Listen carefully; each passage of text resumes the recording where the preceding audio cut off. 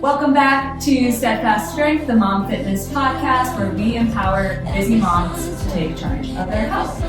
Today, I'm joined by my friend Val. She's a coach here at the gym, and she does all kinds of other things too, but say hello. Yeah, thanks. Excited to be here, talk a little bit about habits and discipline and some meal prep things, so it'll be fun and exciting.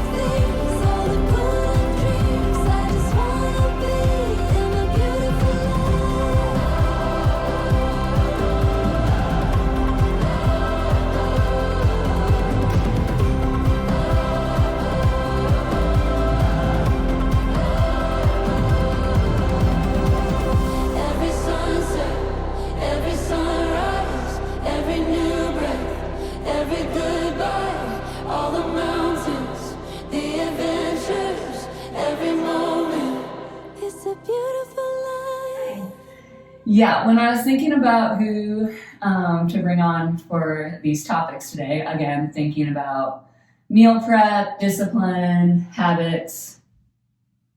Anyone who knows Val knows why she's the first person that popped into my mind. So she has lots to share. She's very good at it, but Val, tell us a little bit about like who you are, what your family's like, work life, all that stuff. Okay. Yeah, from here in Arlington, I have 2 kiddos, for those who don't know me, and almost 13 and 10. Yeah, 10. And so fitness journey-wise, I have been in the fitness realm for a long time. My degree is exercise science, so I grew up loving fitness and being active.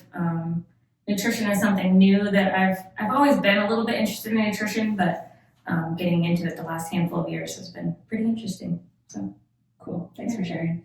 Yeah, so this is like when people start at the gym, it seems like they're very excited about like working out, and that's something that's like fun.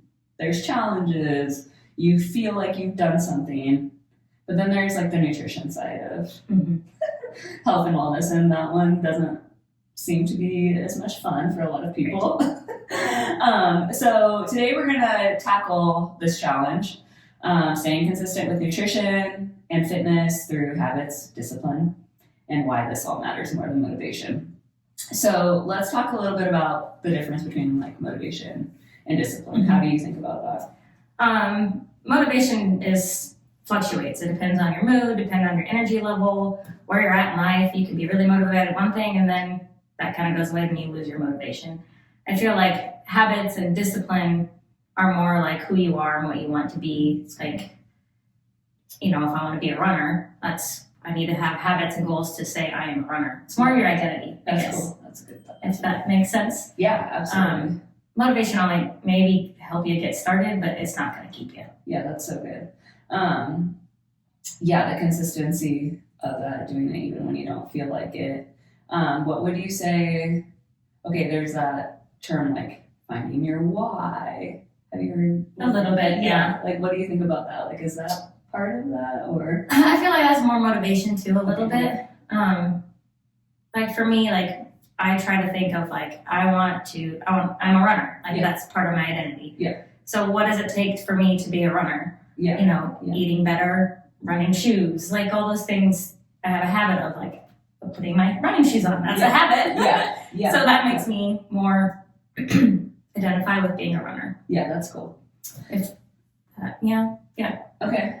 I agree with that in that, like, mine maybe isn't so specific as like I'm a runner or but I am always trying to think of myself as like, I want to be someone who's like fit and healthy and can do whatever I want to.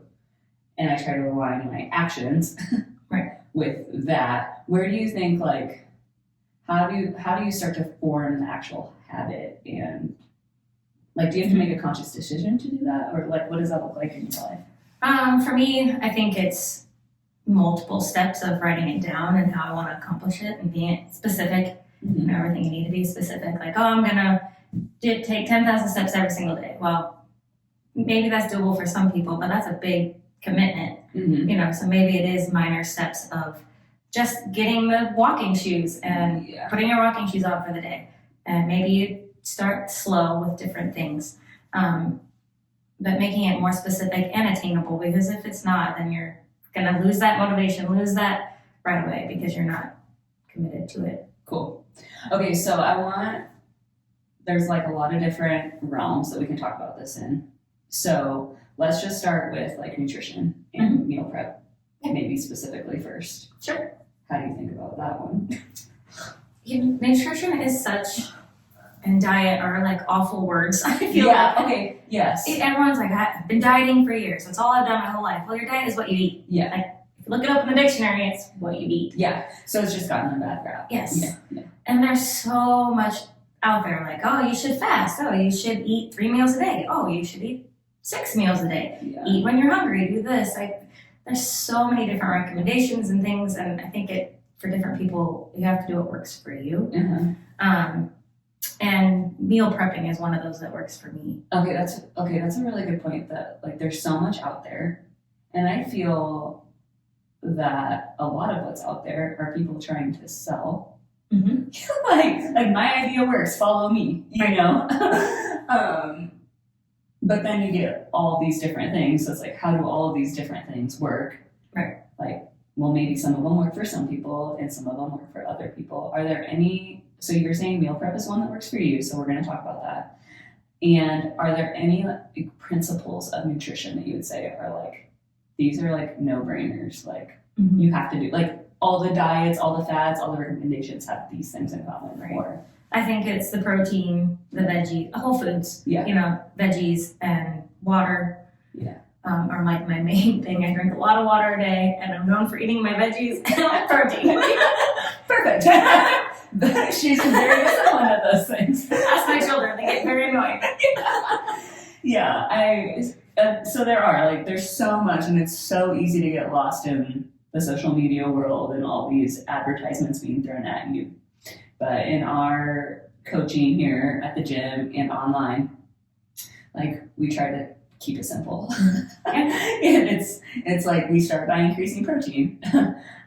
We start by increasing the quality of our foods, like cutting out a lot of the added sugars. Like just when you put that caveat on there, like cut out added sugars or eat real foods, like you cut out a ton of the junk.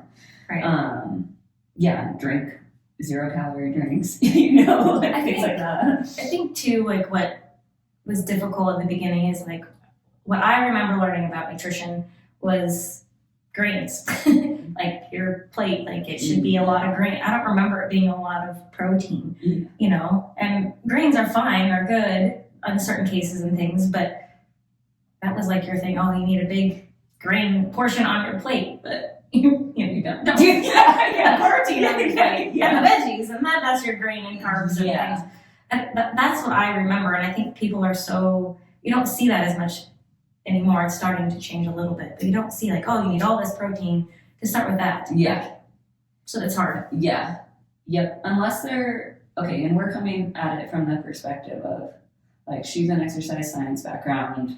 I have like a nutrition certification, but we're in no way like dietitians or nutritionists. But we like use general guidance to coach others in recommendations and things like that. So of course, like people with health conditions or what like more serious things like need to consult people who are specifically like educated in these fields.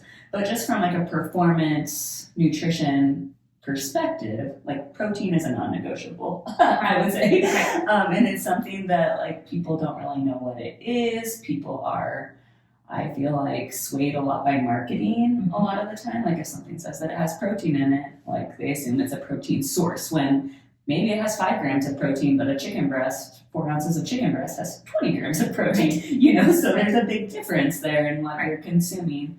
And the other thing from like a coaching perspective, like the longer we work with people or talk with people, like the more specific you can get based on your goals. So like some of what Val is saying, like just old school, like fill your plate with grains and then maybe you add in a little protein. Like now in our realm, we're teaching like focus on your protein first and then add in your fats and carbohydrates based on like what suits you best, what your goals are. Right. Not that grains are bad, but like Right. some people don't need 300 grams of carbohydrates Right. in a bowl of pasta for dinner. You know, Right. some people might. Right. Yeah. I think and that to me, learning that in the last couple of years, I've always felt like I've eaten pretty good. Like I'm not perfect by any means at all. Like, I still splurge on a cookie. I still have ice cream. Which is probably which you part need to of do. health. Yeah. I feel like, but like the last few years of really just concentrating on protein, veggies, and and maybe a healthy carb and a healthy fat. I feel like it's easy. Yeah. It's easy to meal prep. It's easy to plan that way instead of doing fancy recipes. Yeah. I feel like that's what people struggle with. Like they have to get all these recipes. Oh, give me that recipe. But really, you just need pick a meat, pick a veggie. Yeah. I feel like I've been doing it for so long now that sometimes I feel disconnected from that. Like I need a recipe train of thought. I'm like, I don't know what you're talking about. Like, what do you mean? How do we eat more protein? I don't know. Eat more meat. I feel like I struggle sometimes in my coaching because I'm I'm so ingrained in that now. Right. That's what we do. And you see things sometimes like on Instagram where we're like, oh, that's a fun protein recipe. I take a screenshot of it, but did I ever go to and use? No. Yeah. It takes the time to do the recipe. And then having the ingredients, it adds that extra stress Yes. of not making it attainable. Yes. I think it's like fun to have those things for like a day where like the kids aren't screaming, and it's like, oh, I'm going to do something fun. Like maybe I'll try a new recipe. Right. But if I'm depending on that for like every meal of every day and every snack, like it would be impossible. Right. I think. Right. And for me, it would be. Maybe there are other very organized people.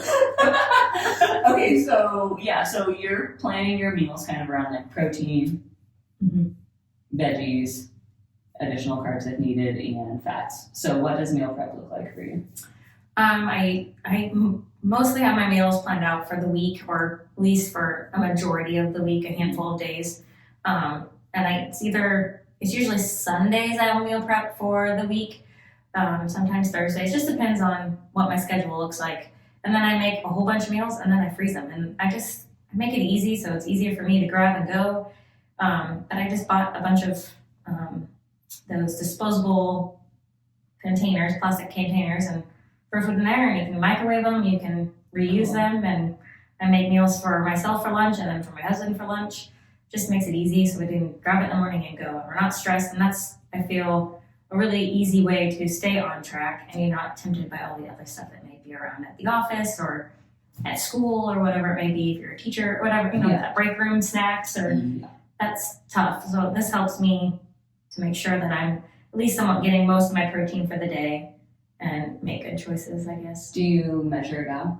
I do. Okay. Yep. Cool. Yeah. And my lunches that I prepare, I usually measure out. Okay. Just to make it easy and I know. Yeah. So then I know for the whole week, like, I'm having chicken breast for lunch for the whole week. Yes. And it's maybe green beans that week. Yeah. And then some weeks it's ground turkey for the week and some cooked carrots. So I try to switch up the meat and the vegetables enough. And then there's weeks where my meal prep, I may have enough meals, and then by the end of the week I'm out. So I grab a can of chicken and a bag of frozen veggies. And that's my lunch. That's what I did today because I ran out of time. So tell us a little bit about like your personality. Like, do you need variety? Like, what are you like as a person? I think that's hard for people because some people are foodies. Like they love to have extravagant things, and I'm not a foodie, so maybe that makes it a little bit easier for me. So I could literally eat chicken and veggies every lunch forever. My husband's actually been eating pretty much the same lunch for the last 2 years. Nice. The same protein-packed lunch. Nice. I do mix the vegetable up. I puree it and hide it in the turkey meat, but don't listen, Nick. he knows. He knows. Okay.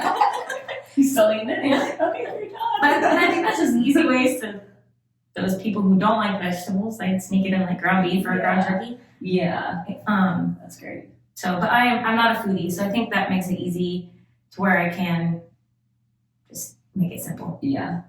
I didn't consider that, you and I talking about this, because I'm not a foodie either. Like I care about how I feel after I eat. Probably that's what I care about the most is how I feel, and then like my health. But so yeah, like I could eat pretty much the same thing all the time. Right. Too. But Andy cares more about flavor and things like that. So he gets a little bit more creative. But we are still like in our home we don't really freeze a lot of meals, but we prepare like big batches of meat, big batches of vegetables, and then we have like guacamole or like different salsas or whatever kind of add some flavor. yeah, like whatever flavor or like flair we want to give it, we have that available.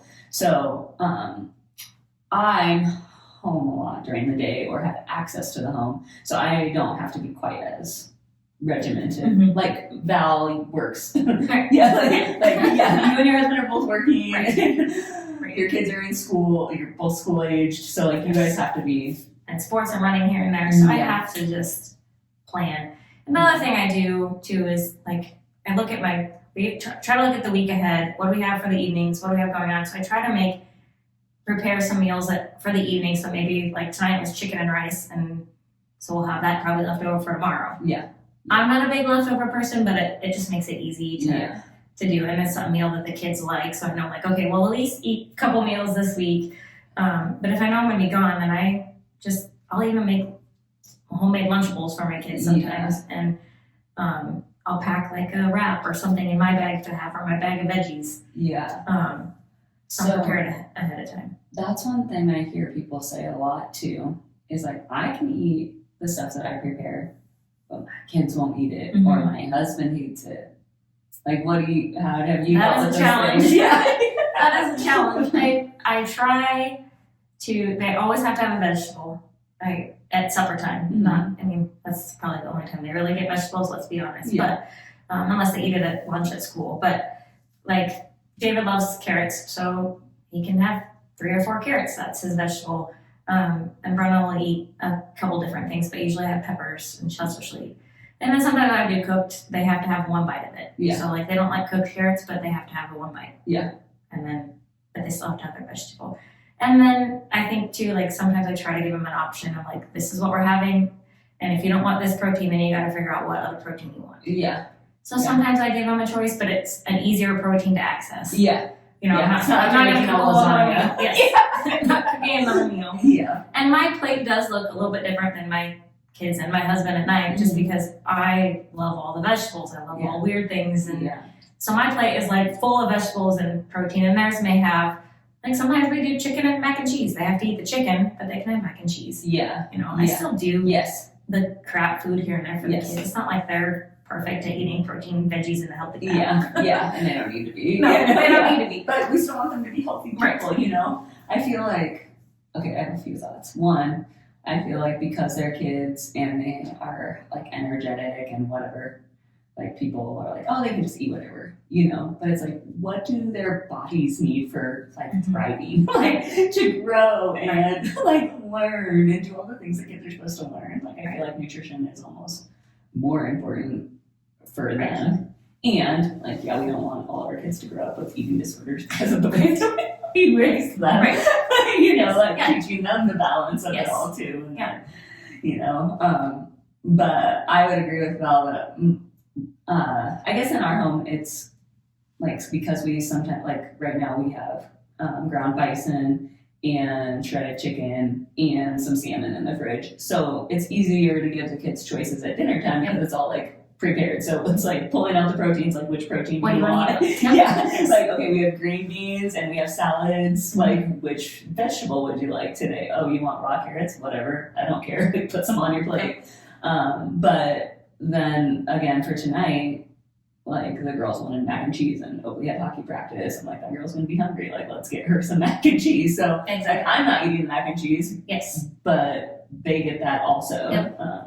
And I think too, even if they're having some of that, they're seeing us eat some vegetables and some protein. Like they're seeing us eat the healthier things too. So I think that's a good role model to have as well. Yeah. Like, it's good to prioritize some of this, and that yes, we're making eat your vegetables, but down the road, I tell them all the time, I used to not like vegetables that much. Like, my sister would eat onions, mushrooms, cucumbers, all that, and I did a tomato. She did tomato like as an apple, and I was so grossed out. Now I'll eat all that. And your taste buds change too, so that's hard for people to, like, you didn't like it then, but try it again. You never know. Or add a different seasoning and you may like it. Yeah. Raw carrots are good, but David doesn't like cooked carrots. Yeah. So you're still getting your nutrients. Yeah. That's really good. Yeah. That's really good. Okay. Also, with all of that, one thing I was thinking, like, are there things that you feel like are just like non-negotiables? Or like tough love things? Like with the kids? Anyone. Like I'll give you an example. Okay. Sure. So I have one in my head. Okay. Like, again, this probably isn't fair because I'm not a foodie, but like when people feel like food has to be like yummy, or like, I'm like, well, that feels like a novelty, kind of. Yeah. Like if you want everything to taste yummy all the time, like, you gotta get over it. Like, you need vegetables. So, like, sorry you don't like them, eat them until you like them. Right. Like, I don't talk to my kids that way, but like I feel like that way for adults, kind of. But Well, I that's don't the know, same maybe with physical activity. Yeah. It's not, some people, majority of people don't really, really enjoy it. Yeah. There's people that are fitness people and love it, enjoy working out and get that high of working out, but there's people that just do it because they have to. Yeah. So it's kind of the same thing with nutrition. Sometimes, like, if you want to be a little bit healthier, like, suck it up and eat the vegetables. Yeah. I don't know if there's any non-negotiables. I'm always trying to prioritize protein. Yeah. And everyone's like, oh, you have such good self-control, but I try not to put myself in situations where I would lose control, because I Christmas time, you have all the goodies out. Yeah, I'll have a handful. They exist right there. Or you graze at certain events. So I try to make my social life or whatever plan to, if I'm going to do something, to that way I have self-control. Yeah. Like, even for instance, this last weekend we did a movie and we went out for appetizers. Well, I ate a big lunch at like 1:30, 2 o'clock, because we were going to go out to eat at like 3:30, and I was full and wasn't tempted to eat anything bad. Yeah. So I'm always preparing in my head too to have that self-control. Yeah.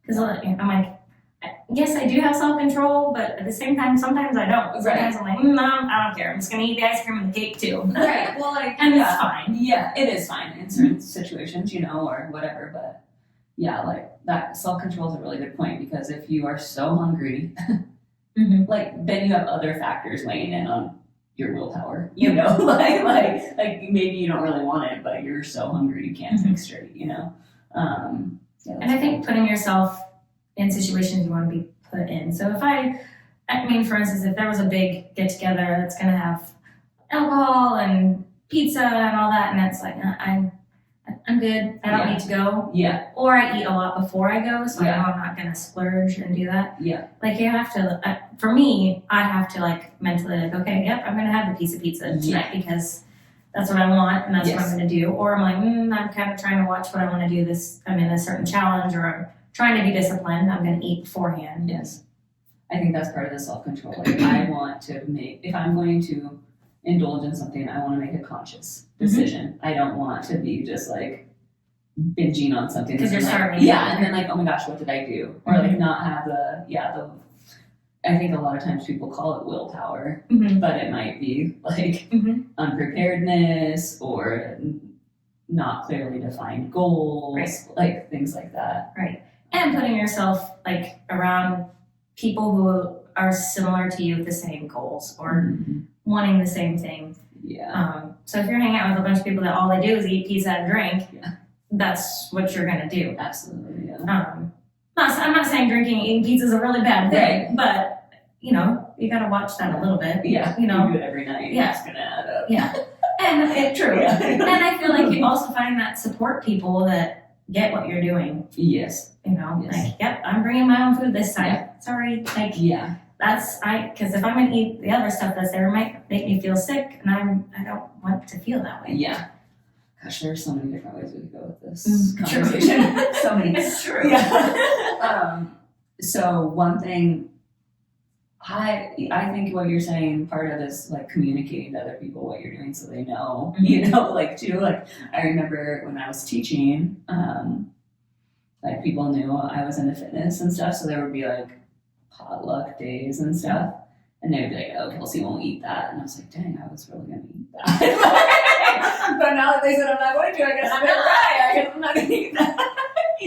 But it was like because I had established this identity or like communicated to other people, like they weren't trying to sabotage me. They were supporting me. And, like what, have you ever been in situations where people weren't supportive or were sabotaging? A little bit. Yeah, a little bit. But it's not that they're trying to sabotage. I just don't think they understand. Yeah. Like they don't.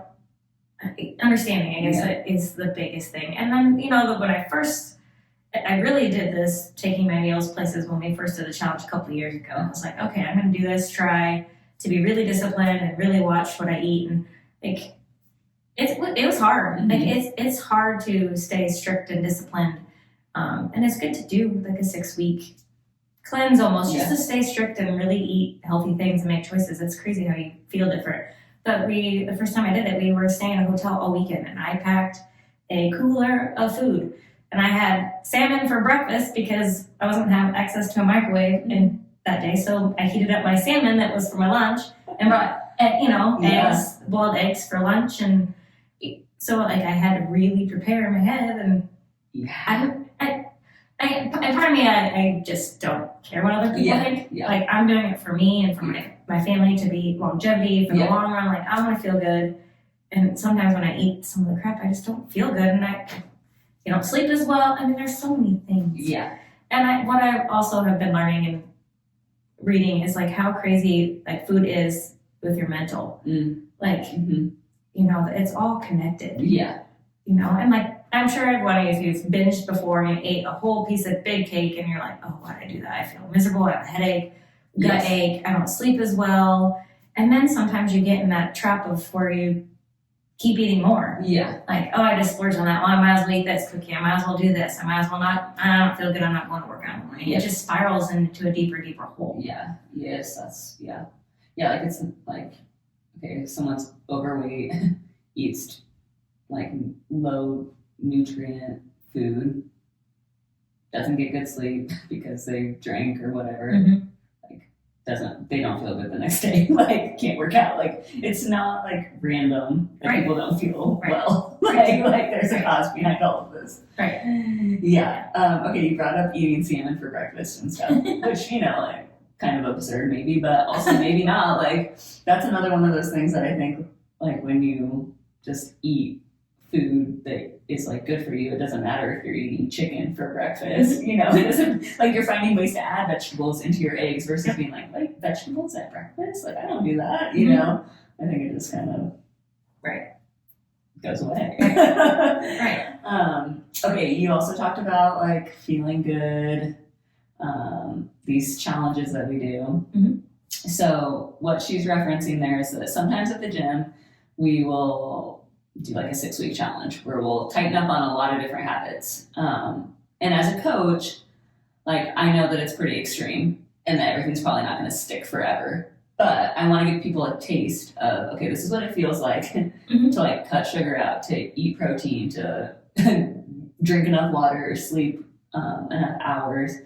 And my hope is that through learning some of those habits, a couple of them stick, and then some of them will fall off. We'll do it again in 6 months. A couple more stick that time. And then all of a sudden you end up in a different place. So sometimes I feel like challenges get a bad rap because it's like, it's way better to just start with slow and add in something you can do one at a time. So sometimes I'm like, God, do I want to push this challenge? But I think our mindset at the gym is like, we know that not everything's going to stick and that we're in it for the long haul. Like we're going to do these challenges hoping that over time, like you add a new habit that just becomes a part of your lifestyle eventually. But let's say someone isn't doing a challenge or doesn't have access to one or for whatever reason can't participate in one. How would you start small with some of this stuff? I think making a list of like their meats that they like and just going and buying just bulk of that and just cooking a big batch chicken, cooking some ground turkey or ground beef, if you know, and having that on hand is just an easy way to start. Yeah. And I am known for bringing fresh vegetables everywhere. Like that's what my thing. I bring to any event most of the time. Me or my sister, and so I always have fresh vegetables chopped and ready, easy to grab. Like, because if you buy them and you just throw them in a drawer, and we're all pressed for time, we're all busy. So I would never go grab the veggies. I don't have time to cut them up. So I always cut them up and put them in a container, and they're easy to grab, and like the kids can grab them. So I always like to have like the vegetables they like. So I always have carrots and I always have peppers. Those are my kids' favorite. And that I'm like, yeah, you can go grab some peppers and whatever you want, or beef stick for a snack. Usually it's kind of like there. But making it easy access, I think, is like the first step. Yeah. And that takes like having the materials, like having the Tupperware that you're going to put things in, or the little baggies that you're going to put things in. Yeah. And that has been our saving, at least for me, meal prepping for the kids. Like I'll make little baggies of veggies, so I can just grab them in the morning and throw them in my lunchbox, or the kids can grab them. I even I like almond butter, and I have like little plastic little dishes, and I do each serving in each, so I just grab it, because you're not going to take almond butter out of, or it'll get way too much or not good. Yes. So I just throw them in little containers and I can grab them as I go. Cool. Getting the stuff to make it easy. Yeah. And it's right in sight. So if you like fruit, like having apples and bananas on your island in the thing, so it's easy to grab. It's in sight and visual. Yeah. Like, and our veggies some of them are in glass jars, so they're easy to see, and when you open the fridge, they're right there. Yeah. Instead of hidden in a drawer where you're not gonna grab it. Yeah. It's not gonna be the one thing you want to grab. Yeah. Someone was talking to me the other day about habit stacking, and like, like if there's something that you do every morning already, like, I don't know, drink a cup of coffee or make coffee, let's say. Yeah. Like, you put your vegetable, like your bananas or whatever right there, so it is like in sight, or for me, it's like I don't eat enough fish, so I like to take a fish oil supplement, but I'm really bad at remembering to get it out. Yeah. So I'm like, okay, like I need to put that, like stack that when I fill my thermos in the morning. Like I fill my thermos, I drink my fish oil. Like that's what happens together until it becomes automatic. Right. Yeah. And like the simple one is maybe you don't drink a lot of water. It's just buying a water bottle that maybe fits in your purse. Yeah. And I carry my water bottle everywhere. I carry it into church. I carry it everywhere. So I make sure I get my water in. I'm missing 2 hydro flasks that I've lost. So someone else sees a pink or white hydro flask out there. I'm missing them. You can pick some to recovery. Now that's a water bottle. I have lots of them too. But like, how come I lost both of them? Yeah, I think that having things easy and accessible is key, because otherwise you're not going to do it. I didn't plan on talking about this, but what do you say to people who say like eating healthy is so expensive? Yes and no. Okay. Like today I did canned chicken. Yeah. And a bag of frozen vegetables. So that was $3. Yeah. That was my lunch. Yeah. Compared to going out to eat, which is $10. Yeah. Like you spend a lot of money on your doctor's visits and your wellness stuff. Like, so you can think of it as this is your wellness, your health. Yeah. Like it's actually going to save you money in the long run. Yes. You're going to stay out of the hospital because you're healthy. You don't have heart disease. You don't have diabetes. You don't. So you have to look at it as it's an investment in yourself. Yeah, that's good. For health too. Yeah. Yeah, I always feel like, like the vegetables aren't that expensive. The meat you're probably buying anyhow. I'm just not like frying it in oil or putting breadcrumbs on it, and stuff. And then I think like, well, if I wanted to buy a healthy pizza, like that's more expensive than the $3.99 pizza, but like if I'm eating meat and vegetables and like whole grains and healthy fats, like that stuff doesn't feel expensive very much. It's like if I'm trying to buy, like eat modified versions of the crappy meals that I've been making. Then it's expensive. Or like those protein Pop-Tarts. Yeah. Those are good. Yeah. They're expensive. Yeah. And they have, whatever. Yeah. Oh, yeah. But that's a whole other dietitian Yes. can handle that one. Yeah. We'll have someone else on for all of that. Yeah. I guess too, like if it is, plan your meals out. If you're a meals plan, then you kind of know your monthly budget. Because I know, like, we go through veggies this fast, or so I know my monthly budget for groceries somewhat. So that'll help too once you kind of have a consistency of buying your meat and your vegetables. Yeah, that helps a little bit. Okay. Counting calories, like focusing on how much you eat versus focusing on what you eat. Where would you go with that conversation? That one's really hard because there's so much out there. Mm-hmm. You see people, I eat 2,400 calories and I look like this. I'm shredded, I look great, blah, blah, blah. And you have people who are eating 1,500 calories and can't lose weight. It's just a hard concept, hard thing to understand. I try not to look at calories. I try not to count. I mean, when I'm being disciplined and really want to know where I'm at and know where I'm at for protein, and I will track for a few weeks. And I think it's good to know where you're at. Yeah. And I think the main thing that I have a hard time with, that I still struggle, is like eat when you're hungry. Mm-hmm. Somewhat. Yeah. You don't want to graze all day and say you're hungry all the time. And some people are like, oh, I'm hungry. Well, maybe you were just bored. Yeah. Get up and move around a little bit if you still are. Yeah. That was a hard one for me. Because I don't know. Yeah. That's one thing I just really struggle with. Yeah. When I think about it, like if I have a specific goal, I'll track. Mm-hmm. But I know that there's like a lot of inconsistencies with tracking. So I don't rely on that solely. Mm-hmm. Sometimes I'll use tracking as kind of like a check-in. Like, okay, I think I've been eating my body weight in grams of protein, which is kind of one of those hard rules that I follow. But I'm like, I don't know, maybe what I think is 4 ounces of chicken has slowly dwindled to 3 ounces or has increased to 5 ounces over time. So sometimes I'll weigh and measure and track just to kind of check in on how I'm eyeballing things. Or again, like if I'm trying to hit a specific goal, I might track and measure. If I'm coaching a new client who has no idea what they're eating, we might track. If people are learning about food content, like what is protein, like tracking your food and then looking at it to see like, oh, that only had 5 grams of protein in it and 15 grams of fat.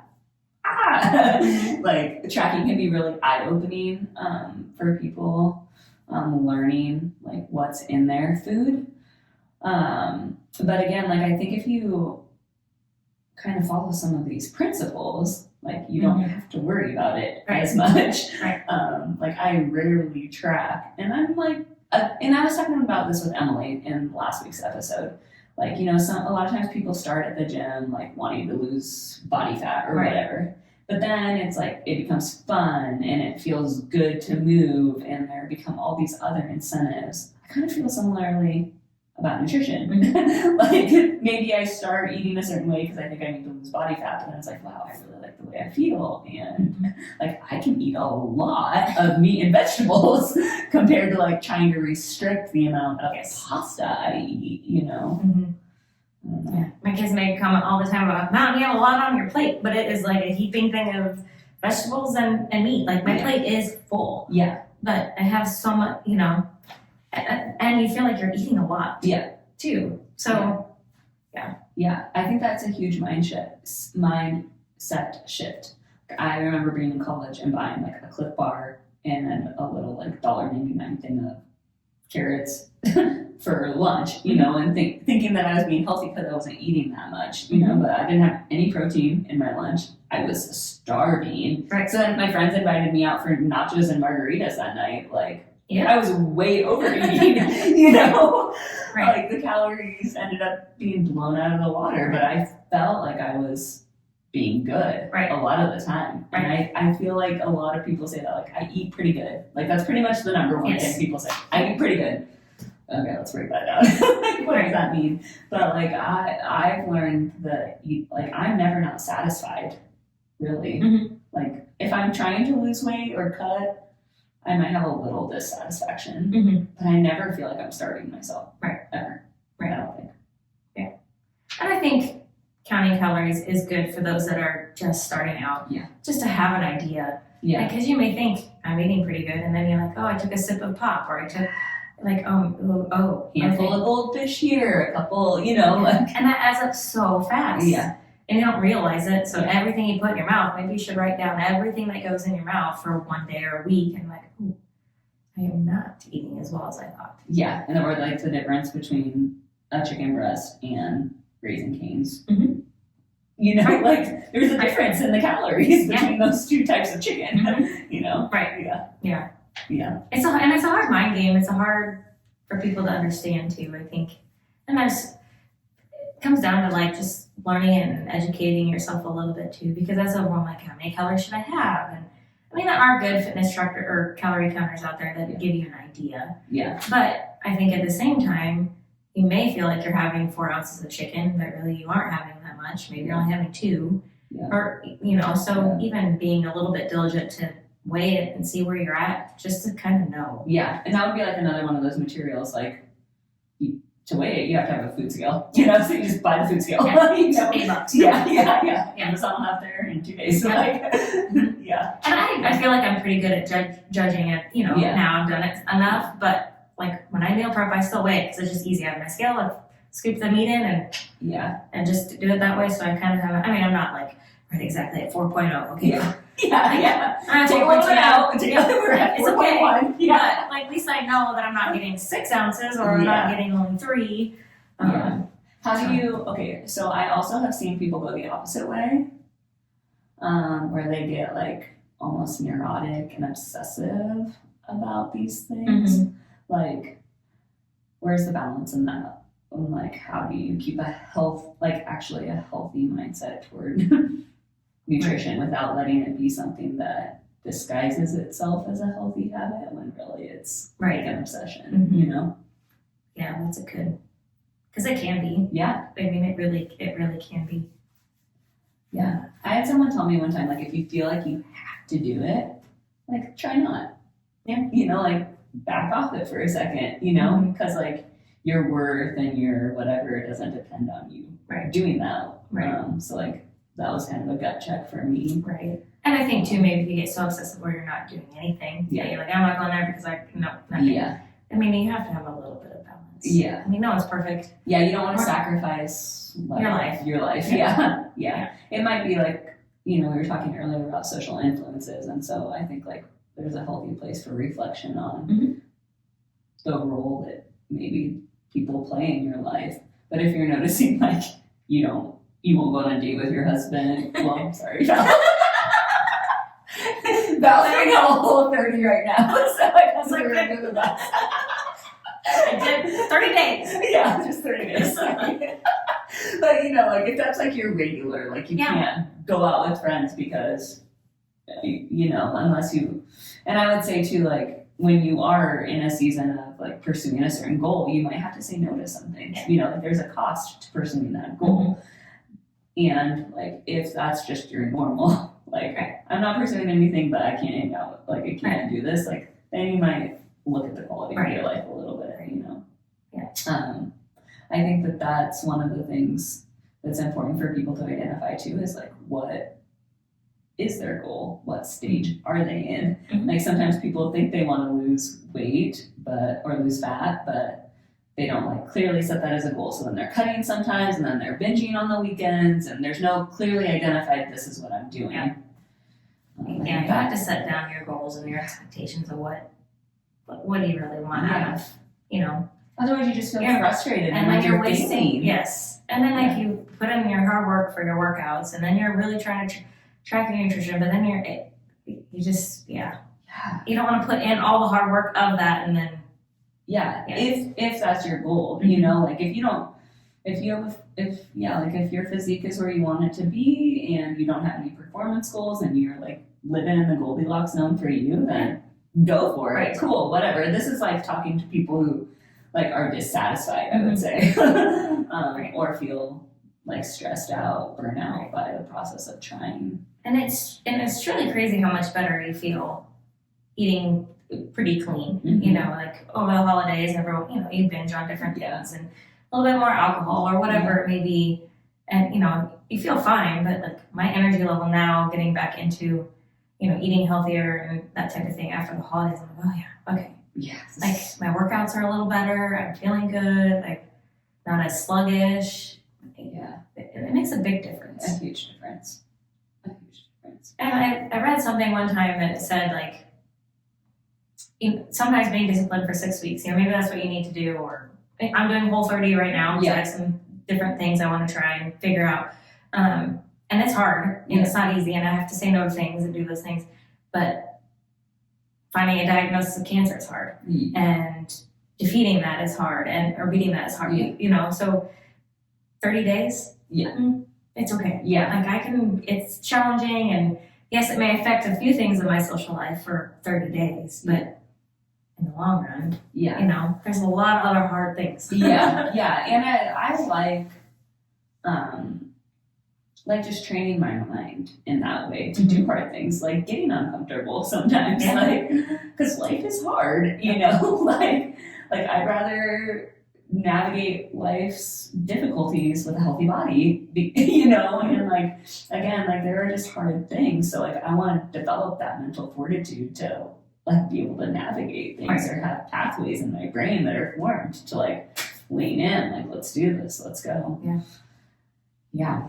It's not easy, but it's hard. It's okay. Yeah. It's good to do hard things. And I think that goes back to identity though too, you know, like, and thinking, you know, like, I want to be someone who can do hard things. I want to be someone who,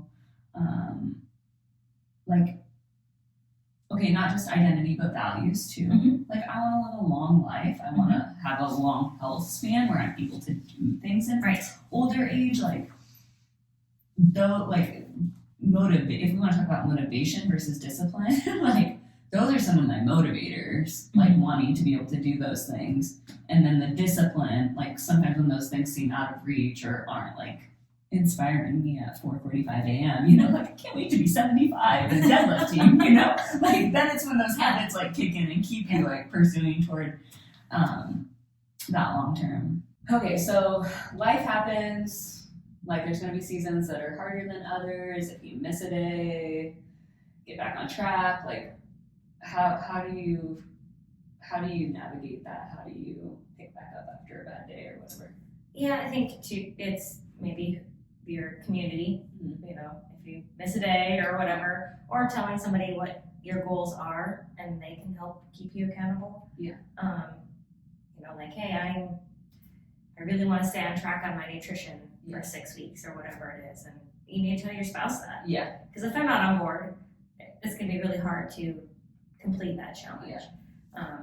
And I think that's one way to overcome some of those challenges is to have that support system, and to know that they're going to be. It's okay if it happens. Like, to understand, like, things in life do happen where it'll throw your goal off or whatever it may be, but don't let it get into, oh, okay, I'm gonna sleep the next day. I missed yesterday. I'm gonna not do the next day, or I'm not, you know.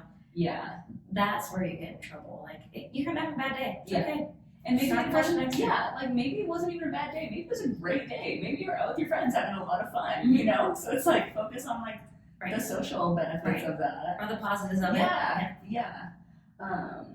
I always like to think about too, like, what I kind of tell myself, like, one day isn't like what makes or break you. You know, like sometimes people go on vacation and we all go on vacation, right? Like not sometimes, but we all do it. And like if I can maintain some of these habits through vacation, like I feel great. Like that doesn't mean that I don't splurge. But like one day isn't, I don't put on 5 pounds in one day. I put on 5 pounds over the course of like 45 days, you know, like making those same decisions. So like if I have like a great night out, you know, at a nice restaurant with Andy, eating food, and we get the chocolate cake, and I have that glass of wine, you know, like I love that. And then tomorrow I'm gonna do my normal, you know, like it's I might see fluctuation in the scale which I'm always going to see day to day, Yes. hour to hour. Like, if I would say a red flag is like you have a night like that, you get up on a scale the next morning and weigh yourself and see that you're heavier, and you're like, oh, I sabotaged myself. Like, that's not reality. That's not true. Like, now you're playing mind games that are like not reflective of what's actually happening. Yeah. Another thing I was thinking about with like challenges and things in mindset, like children that most of us have, like how stressful they can be. I mean, whether it's the children that are causing stress, like whether there's marital tension or work tension, like I think a mindset thing that I know I used to do a lot, and sometimes I'm still tempted to do, is think that I've earned a treat or I deserve a treat. How do you think about it? Do you have any thoughts on that? That's hard too, because like, or if someone like, oh, I worked out 5 days this week, oh, I'm gonna go have that piece of cake. Well, maybe you should reward yourself a different way. Like, hey, I'm gonna hit these many miles this month, and maybe I'm gonna reward myself with a new pair of shoes. So having a positive reinforcement that helps that habit or helps that discipline or helps that challenge than the negative. And I try to think like when I want a treat because the kids have been hard or whatever, like I know how I'm gonna feel after I eat that. And I still have these guys like pulling on me, like I cannot be like tired and more irritable. Like I need to give my body what it needs to thrive, not just like what feels emotional in the moment. And then again, like I think going back to that self-control, like I don't want to make an emotional decision about food. I don't want food to be something that I deserve or earn. Like it's just it's food, Feeling your body. Yeah. So I think that's the mindset and the switch. Yeah. I think that people need to realize too is like your food is fueling your body. Like that's what's making you go. Like you're not gonna put oil in the gas in a car because it needs the gas to go. So you need good fuel to go. The oil's gonna make it sticky and not work. Yeah. Like you're gonna put all, Yeah. And that's what's hard is there's just so much out there, and it's just really hard for people. Even me still, like I still struggle with things. It's like with this Whole30, it makes me read labels more because there's lots of things I have to eliminate.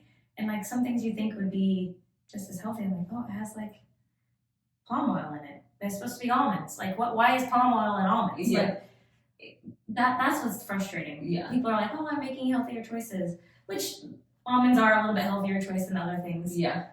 But sometimes it comes down to just reading the label too. It's like, well, why is our food like this? Yeah. It's just so frustrating. It's very frustrating. And I feel like the more you go down it, the more it's like mind-boggling. The things and you see why people struggle and have a hard time with nutrition and keeping up a habit because they think they're eating really healthy, but they're really, the food says fat-free. Okay, well that has nothing to do with it. Yeah. Oh, we should have like a whole thing on like just marketing stuff. Yeah. It's true. Yeah. Because we eat just what she's talking about, like fat-free doesn't make it healthy. Like you want healthy fats in your food, There's candy that's fat-free. Yeah. Oh, pretty much all day. Yeah. Yeah. Lots of sugar. Yeah. Oh gosh, that's a good. Yeah. And that's why I just try to keep it simple. Yeah. Just the protein, the veggies. If you make it challenging, it just, going back to the recipes, like I tried a meatloaf. I got all the ingredients to make something different and protein meatloaf, making it a little bit healthier, and then no one ate it. Like, I wasted all this time, so it just makes it easy if I just have a couple options of protein and the veggies I like. It just makes your life a whole lot less stressful.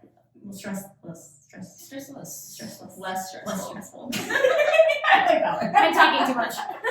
No, easy, simple steps.